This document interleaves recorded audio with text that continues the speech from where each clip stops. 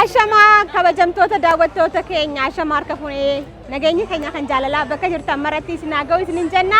Kun sagantaa maltiimiidiyaa Siinqee fi Faanaa Miidiyaa Korporeeshin waliin ta'uudhaan kan isiniif dhaleeffamaatiin jiru.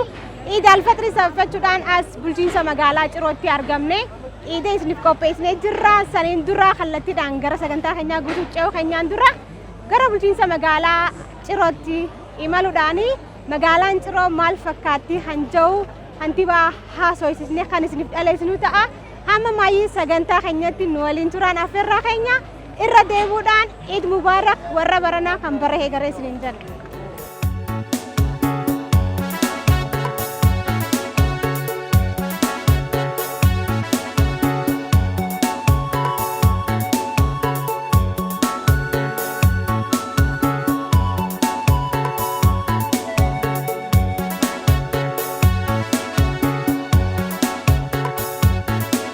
Hayyeekaa kabajamtoota daawwattoota keenya irra deebi'uudhaan Iid Mubaarak isiniin jecha dhaabbanni maltiimiidiyaa Siinqeedhaa Faanaa Miidiyaa Korporeeshin waliin ta'uudhaan Iid alfatrii sabafachuun as magaalaa Cirootti argamne sagantaa addaa isiniif qopheessinee isiniif dhaleessuudhaaf as argamneeti jirra. Mee waa'ee magaalaa Ciroodhaa maaltu jira irra haasawanii akka nu daawwachiisan barbaannaati. Hamma maayii sagantaa keenyatti nu waliin turaan affeerraa keenya.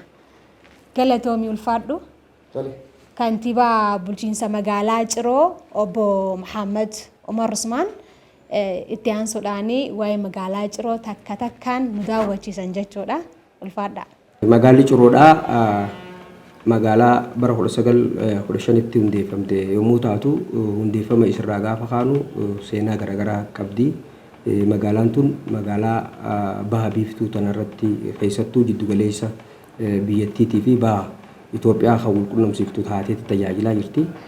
Akkasumas kanaan dura teessoo siyaasaatiinis hawaasummaatii fi dinagdeetiinis hojiiwwan garaagaraa hojjechuudhaan sirnoota dabran keessatti kan beekamtu yommuu taatu yeroo ammaan tana riifoormii mootummaan keenya gubbarraa kaasee magaalota Oromiyaatiif qopheesse irra dhaabbachuudhaan hojiiwwan waggoottan 3-4 kana keessatti hojjetamaa jiran hojiin bal'aan hojjenne bal'inaan kan jiru ta'uu isaati. Keessattuu magaalli teenya magaalaa gaaraan marfamte ta'uu irraa kan ka'e rakkoo bo'oo ololaati wajjin wal qabatee jiru. Bo'oo ololaa bal'aan magaalaa keenya keessatti bishaan gara hundaan ni yaa'a. Gar tokko qofaan irraa gabbaha. Inni kun ammoo deemee saaxilamummaa bal'aadha qaba ture. Isa kana ammoo diiteel qorannoo bal'aa geggeessuudhaan direneejiin bishaanii magaalattii teenyatti jiru sirriitti qorannoo bal'aa erga geggeessineen booda bo'oo ololaa gurguddaa hojjetamuu dandeenyee jira.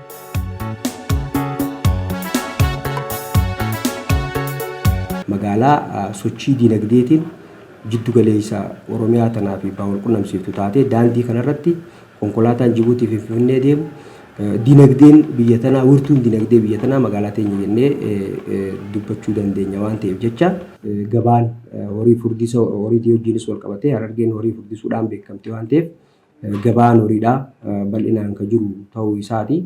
Kana bira dabree immoo hojiin bal'inaan Harargee keessatti beekamtu Jimaadha. Jimaan ammoo akka Harargeetti magaalaa teenyarraa asiin Affaar ni deema, asiin Finfinnee deemuu jira. Jimaan madhichuu magaalaa keenya tanarraa bahaa waan ta'eef jecha sochiin industirii guddaadha jennee fudhachuu dandeenya.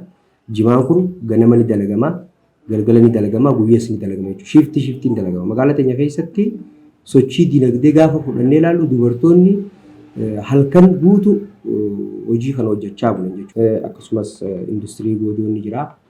Dhimmoonni mana barnootaa bu'uura boruutii wajjinis wal qabatee hirmaannaa uummataatiin bara kana hojjenne jira waan ta'eef jecha piroojeektoonni bulanis yoo xiqqaate buufata fayyaa dhaloota lammaffaa jennee piroojeektiin bara kana hojjenne ni jira. Yeroo gabaabaa keessatti dhumee tajaajilaaf kan oolu ta'a.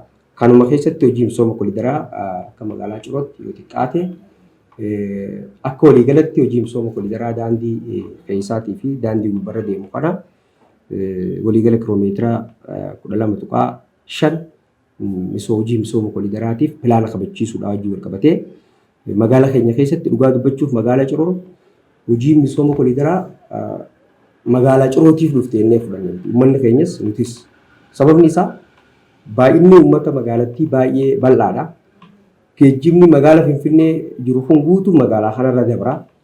Humni daandii bal'inni daandiitii fi baay'inni uummataa, baay'inni geejjiba baajaajii, baay'inni konkolaataa bal'inaan wal simuu dadhabuu irraa kan ka'e gaafa hojii misooma kolidaraa dhufu akka carratti magaalli keenya itti fayyadamneerra. Inni biraa investimentii wajjin wal qabateeti.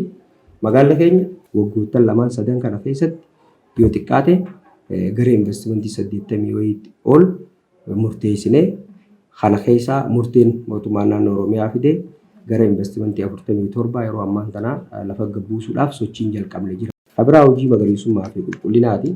Magariisummaan somba magaalaati waan ta'eef jecha xiyyeeffannaa guddaa itti kennee manneen barnootaa keessatti, dhaabbilee amantii keessatti akkasumas dhaabbilee mootummaa keessattis karaa fakkeenya ta'uu danda'uun haan hojii karaa sara sheediitii hojii wal qabatee furdisni horii magaalaa kana keessatti kanaan dura itti fidanii gurguruu malee magaalaa baadiyyaa qofa nyaatti. Amma immoo magaalli oomishus jalqabdee akka jirtu jechuudha. Tarsiimoo ammaan tana mootummaan baase kanaan oomishaa fi oomishtummaa fi horii furdisnee kilaastara keessatti gabayaaf dhiyeessuu marsaa 2 marsaa 3 waldaaleen himaataa jalqabanii socho'aa jiran jira.